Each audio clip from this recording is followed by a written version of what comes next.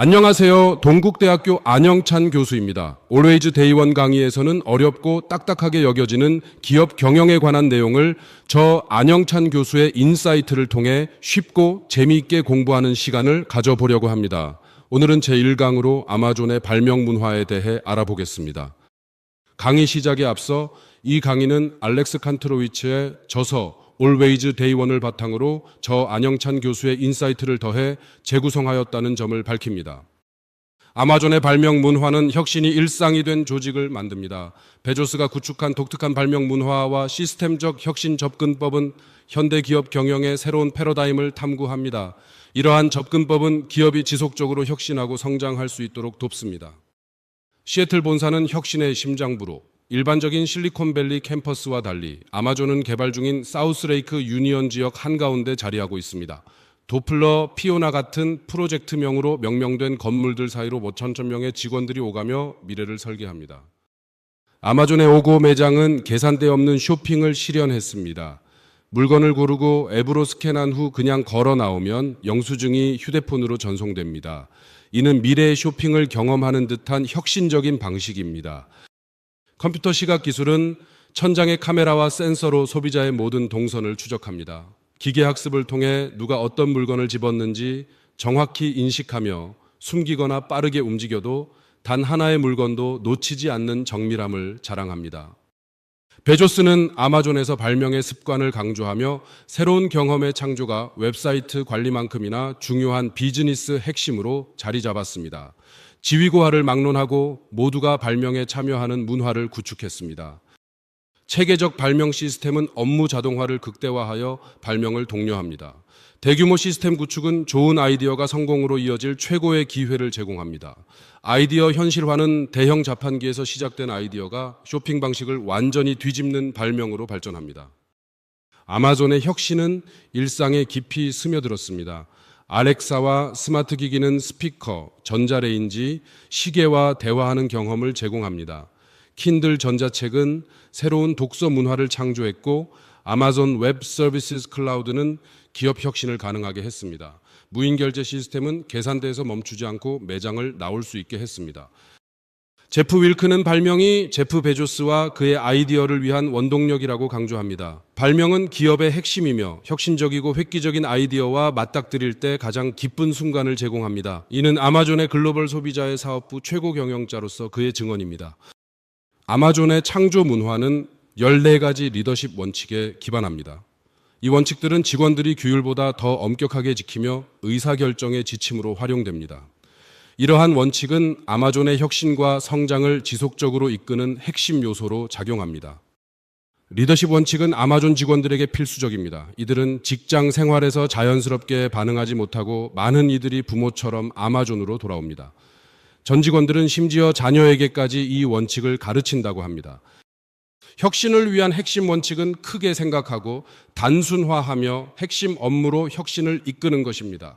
개발 과정은 빠르게 진행되어야 하며 반대 의견을 적극 수용하여 결정을 내린 후에는 전적으로 헌신해야 합니다. 이러한 철학은 발명과 혁신을 지속적으로 추구하는 데 필수적입니다. 고객 집착의 원칙은 고객과의 깊은 관계 형성을 강조합니다. 리더는 고객과의 소통을 최우선으로 하며 경쟁자보다 고객에게 더 많은 관심을 기울여야 합니다. 가격을 낮추고 서비스를 개선하는 것이 중요하지만 때로는 드러나지 않는 비용을 수반할 수도 있습니다. 2004년 베조스는 아마존에서 파워포인트 사용을 전면 금지했습니다. 항목 표시와 멋진 도표로 그럴듯하게 보이는 아이디어를 멋있게 보이게 만드는 끔찍한 도구라고 판단했기 때문입니다.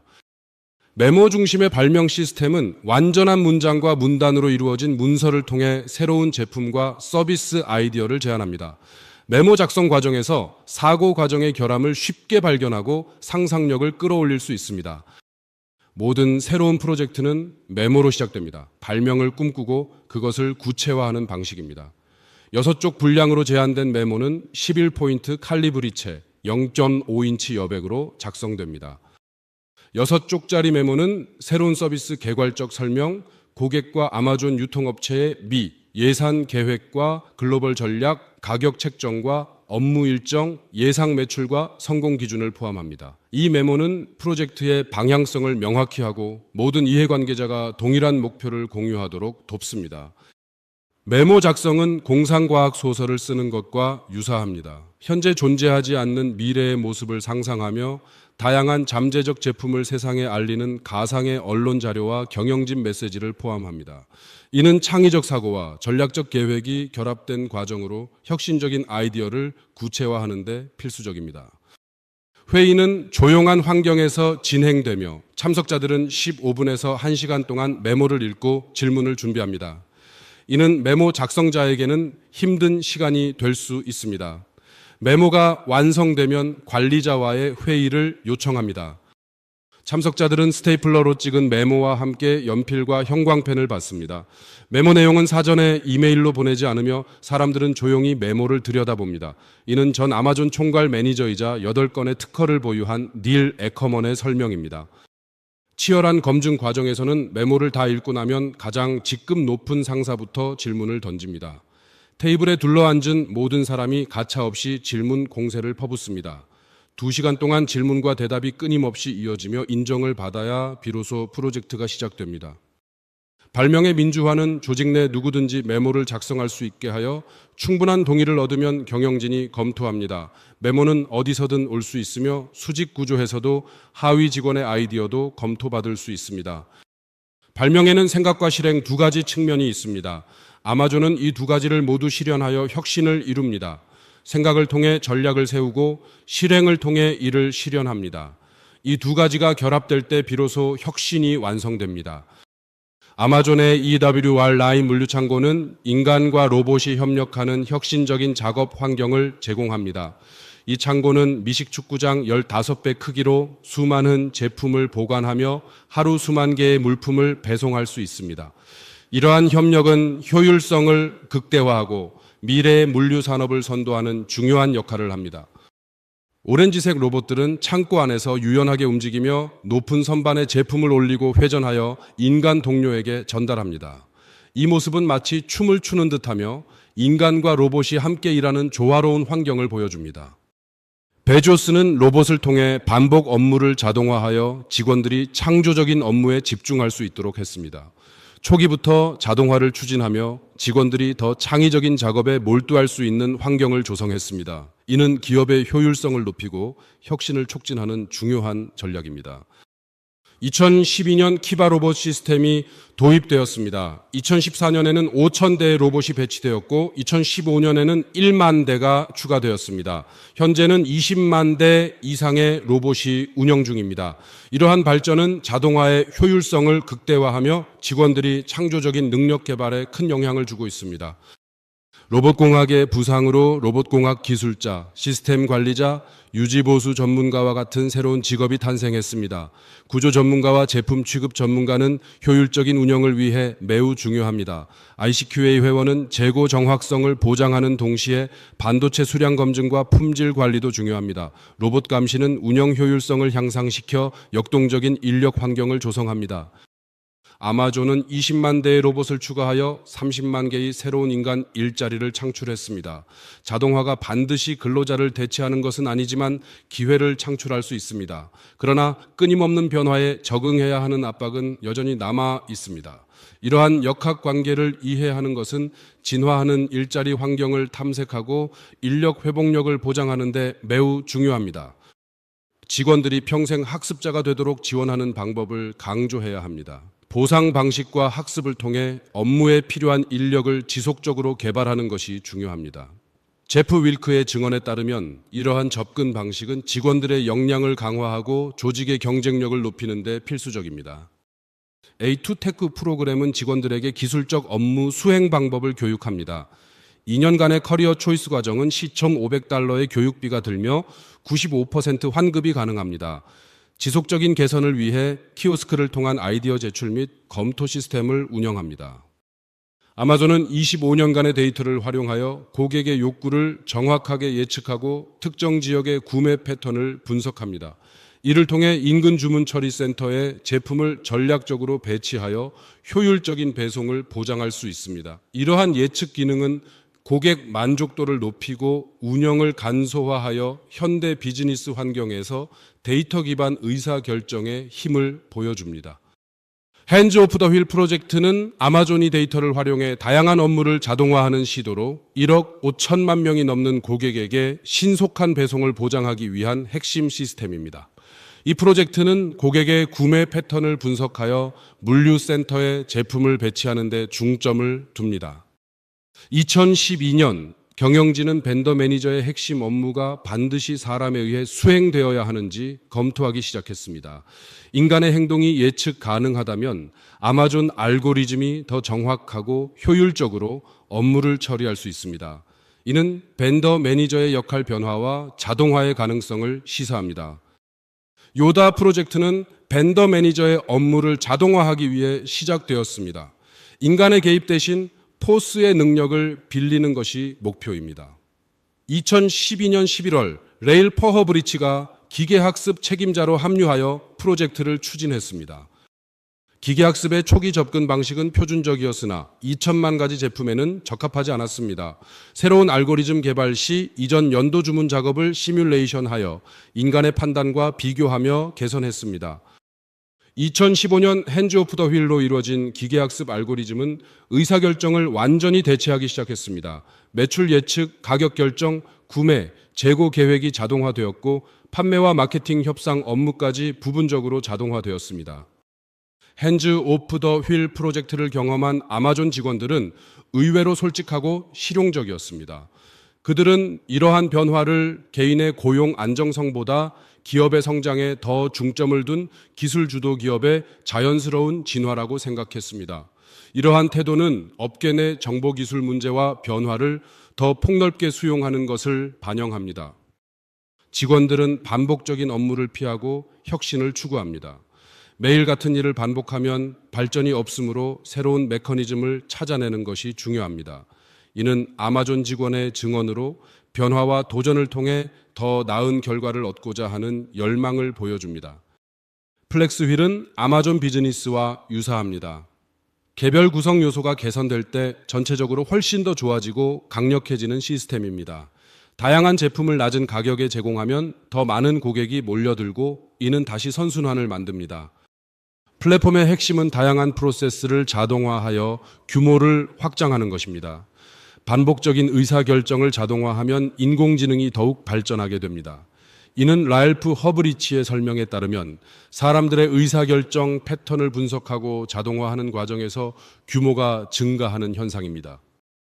벤더 매니저의 역할은 과거 몇백 개의 제품을 관리하던 것에서 현재 약 10만 개의 제품을 관리하는 것으로 변화했습니다. 판매 예측과 구매 업무가 자동화되면서 업무의 본질이 크게 변했습니다. 이러한 변화는 벤더 매니저가 더 전략적이고 분석적인 역할을 수행하도록 요구합니다. 벤더 매니저는 이제 감시자 역할에 더 가까워졌습니다. 실수가 발생할 때 알고리즘의 입력값이 잘못되었는지 확인하는 기술이 필요합니다. 이는 제품 매입량을 결정하는 업무에서 입력값을 변경하는 업무로 넘어갔습니다. 번역 업무의 자동화는 아마존 번역 시스템을 통해 기계 학습을 활용하여 제품 페이지를 자동 번역합니다. 이 시스템은 번역 내용을 검토하며 기본적으로 신뢰할 수 있어 필요시에만 개입하여 수정합니다. 이는 번역의 효율성을 높이고 오류를 최소화하는 데 기여합니다. 창조적 과제로의 전환은 예측 불가능한 요소를 포함합니다. 벤더 매니저는 자동화된 업무를 감시하면서 창조적인 과제를 수행합니다. 패션 비즈니스에서는 뉴욕과 밀라노, 파리 등지의 직원을 통해 최신 유행을 추적합니다. 유행의 예측은 불가능합니다. 피젯 스피너는 2016년 이전에는 없었고 2020년이나 2021년에는 시장에서 사라질지 모릅니다. 이러한 이유로 우리는 세상에서 계속 새로운 것을 발견해야 합니다. 허브리치의 통찰이 필요합니다. 많은 벤더 매니저가 프로그램 매니저와 프로덕트 매니저로 이동했습니다. 이들은 아마존 내에서 일종의 전문 발명가로 인정받으며 새로운 것을 꿈꾸고 만들고 유지하는 역할을 합니다. 이 분야는 최근 빠른 속도로 확장하고 있습니다. 아마존은 유통사업부의 업무를 자동화하여 발명의 새로운 기회의 문을 열었습니다. 평범하고 반복적인 업무를 했던 직원들은 이제 그로부터 해방되어 혁신에 몰두할 수 있게 되었습니다. 이러한 변화는 직원들이 창의적이고 혁신적인 아이디어를 개발할 수 있는 환경을 조성합니다. 2011년 딜립 쿠마 부사장은 가격 결정을 총괄하며 3년간 베조스의 기술 자문으로 활동했습니다. 기술 자문은 베조스의 모든 회의에 참석하고 CEO의 눈으로 조직을 살펴볼 수 있는 부러움의 대상이었습니다. 아마존고의 탄생은 쿠마와 유통사들이 쇼핑의 불편함을 해결하기 위해 시작되었습니다. 이들은 결제 단계의 문제를 해결하기 위해 자판기에서 영감을 얻어 아마존고를 개발했습니다. 베조스는 조달러 기업의 CEO로서 1990년대 인터넷을 통한 책 판매 방식을 구상하며 창조적 기쁨을 느꼈습니다. 요트를 타고 해안을 도는 일은 그에게 힘들고 고통스러운 죽음에 이르는 몰에 불과하다고 말합니다. 그의 끝없는 추진력은 혁신과 도전의 연속입니다. 발명에 대한 열정은 공포와 불확실성을 넘어 창의적 세계를 열 수 있습니다. 제프 윌크는 이러한 감정을 극복하고 혁신을 추구하는 것이 중요하다고 강조합니다. 이는 경쟁의 현실 속에서 아마존이 지속적으로 발전할 수 있는 원동력이 됩니다. 경쟁의 현실에서 아마존은 도전을 받고 있습니다. 경쟁자들은 더 빠른 배송, 낮은 가격, 향상된 쇼핑 경험을 제공하며 시장에 진입하고 있습니다. 이러한 압박 속에서 아마존의 플랜은 잠시 멈출 수밖에 없습니다. 고객의 끝없는 요구를 충족시키기 위해 아마존은 어떻게 대응할까요? 고객의 끝없는 욕구는 기업의 지속적인 혁신을 요구합니다. 고객은 늘 만족하지 못하고 항상 더 많은 것을 원합니다. 경쟁자를 앞선다고 해도 고객을 따라잡을 수는 없습니다. 고객은 언제나 우리를 앞서갑니다. 이는 2018년 베조스의 인터뷰에서 강조된 부분입니다. 베조스의 급함은 아마존의 성장 연료입니다. 직원들에게는 엄청난 압박감으로 작용하지만 최고의 기준을 고집하라는 리더십 원칙이 이를 분명히 드러냅니다. 리더는 직원들 생각에는 말도 안 되게 높은 목표를 제시해야 한다는 의미입니다. 2015년 8월 15일 뉴욕타임스는 아마존의 업무 환경을 비판하는 5,000단어 기사를 발표했습니다. 아마존의 이면, 가혹한 업무 환경에서 거대한 아이디어와 씨름하다라는 제목의 이 기사는 냉혹한 일터로서의 아마존을 묘사하며 기업 문화의 어두운 면을 드러냈습니다. 아마존은 뉴욕타임스 기사 이후 문제 해결에 집중했습니다. 커넥션 설문조사 활용 범위를 확대하고 검토 과정을 단순화하며 승진 절차를 간소화했습니다. 자기 비판적인 목소리를 내라는 원칙을 신뢰를 얻어라로 바꾸고 배우고 호기심을 가져라는 새로운 원칙을 추가했습니다. 아마존에서 일하는 사람들은 도전과 기회를 통해 자신의 아이디어를 현실로 만들 수 있다고 믿습니다. 그들은 힘든 업무를 예상하며 입사하고 공짜 점심을 원치 않습니다. 이러한 문화는 직원들이 끊임없이 성장하고 혁신할 수 있도록 자극합니다. 기술적 창조성은 아마존 직원들이 베조스의 발명 문화 속에서 배우는 핵심입니다.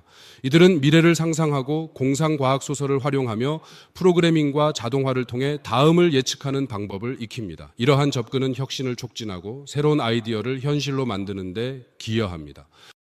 샌디리는 2천만 달러 투자를 받은 온라인 강의 기업 스킬자의 설립자 겸 CEO입니다. 일레인 권은 전자상거래 소프트웨어 업체 권티파이드의 공동 설립자입니다. 미카 볼드윈은 마드로나 벤처스에서 스타트업 지원 업무를 담당하고 있습니다. 이들의 성공 스토리는 졸업생들에게 영감을 주고 있습니다. 제프 베조스는 아마존의 데이원 타워를 혁신이 잠들지 않는 곳으로 상상했습니다. 희미하게 빛나는 복도와 북적이는 군중은 영원한 시작에 대한 그의 철학을 반영합니다. 이러한 환경은 창의력을 키우고 새로운 아이디어를 끊임없이 추구하며 고객 집착, 장기적인 사고, 혁신 문화를 우선시하는 데이원의 정신을 구현합니다. 어떠신가요? 강의 내용이 흥미로우셨나요? 여기까지가 오늘 수업 내용입니다. 아쉽지만 오늘은 여기서 수업을 마치겠습니다. 유익하셨다면 좋아요, 구독, 알림 설정 부탁드립니다. 감사합니다.